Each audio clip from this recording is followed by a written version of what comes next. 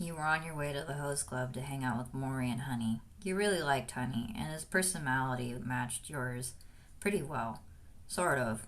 Both of you were pretty outgoing and people loved you. Though honestly, you really paid to hang out with Mori and Honey so that you could be around Mori. You had opposite personalities. You being the outgoing kind of girl you were, and Mori being the more strong, silent type. No one saw how you liked him. Honestly, you were not too sure of yourself. What was it that you liked about Mori? What was it that he was so kind to you?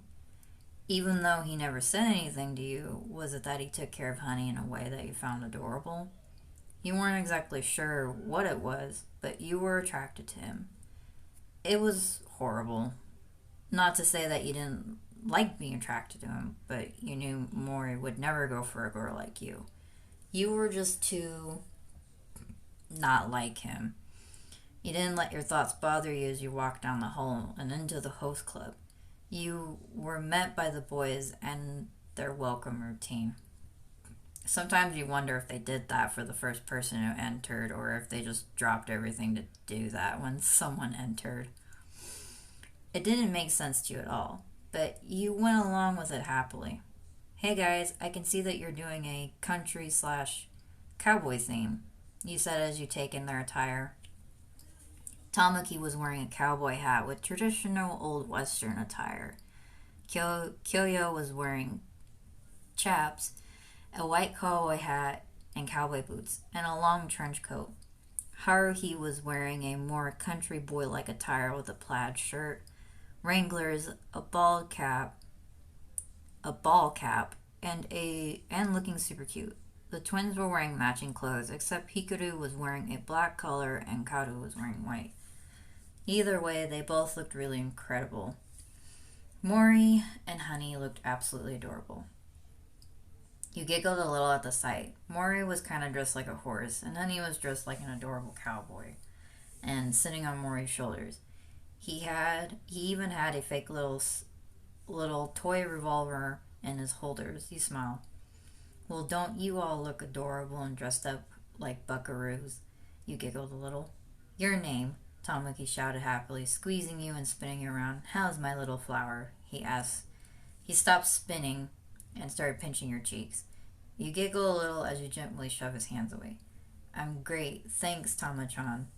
You look gorgeous, by the way, you say as you take off his hat and settle it on your head, giving a playful wink as you tip it. You giggle again before you take his hat off and then put it back on his head and turn toward the others.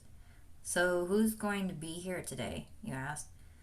Well, we have a long list of girls who have paid to spend time with each of the hosts, but surprisingly Honey and Mori do not have that many guests today.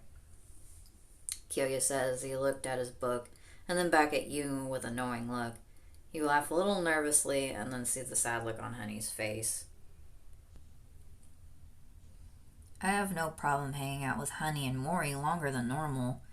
I wouldn't want Honey to feel left out, he said with a smile, though you were taken a bit by surprise when Honey jumped off of Mori to tackle you in a happy hug.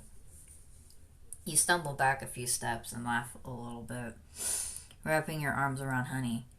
More so he didn't fall. Yay, your name, Chan, is gonna hang out with us a little longer today. Isn't that great, Takashi? Honey asked excitedly as he turned in your arms a bit to look at Mori. The silent guy dressed as a horse smiled a tad, only for a split second before he nodded his head a bit. Yeah, he said. You were surprised that Mori even said one word, but it made you grin from ear to ear. Silly to get excited over one word, but you didn't really care what anyone thought about it. So it's settled, you say, giving Kyoya a look. You caught his smirk and reminded yourself to thank him later. It was pretty obvious to you that Kyoya was helping you out. He had known your crush on Mori. You had been ranting about it one day when you thought you were the only one in the room. Turns out that Kyoya was there calculating things for the host club. Oops. Yes, though, you should all get prepared. The guests will be here soon, Kyoya said, interrupting your memory. Oh, Kyoya, always so serious and punctual, you say playfully as you head over to the usual couch and plop down. Getting comfortable, not. But 5 seconds later, the doors burst open and a string of host club girls came inside to hang out with the guy they paid for. Hanging out with Honey and Mori was fun, as always.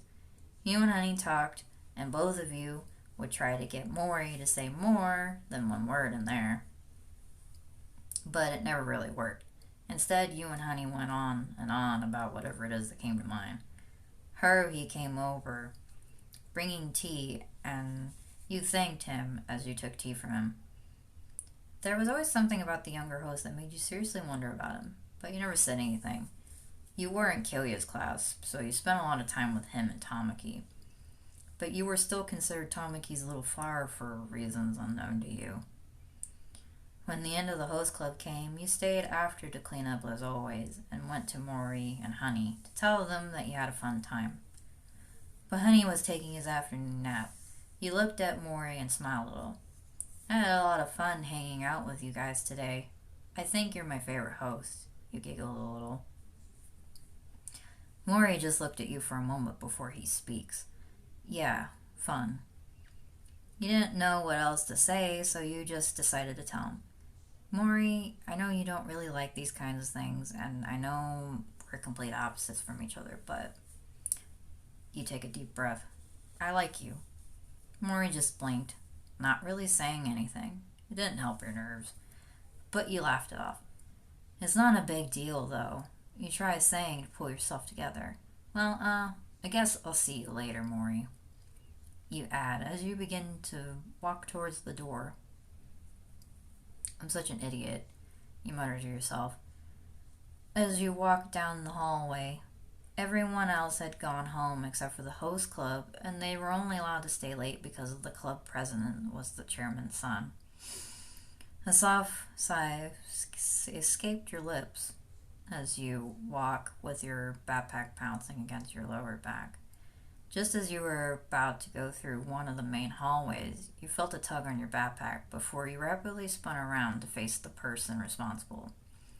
Your eyes widened in shock when you saw the one who it was, Mori. Before you could say anything, you were being lifted into a hug. Mori? You asked. He didn't really answer. He just nuzzled your neck as he hugged you.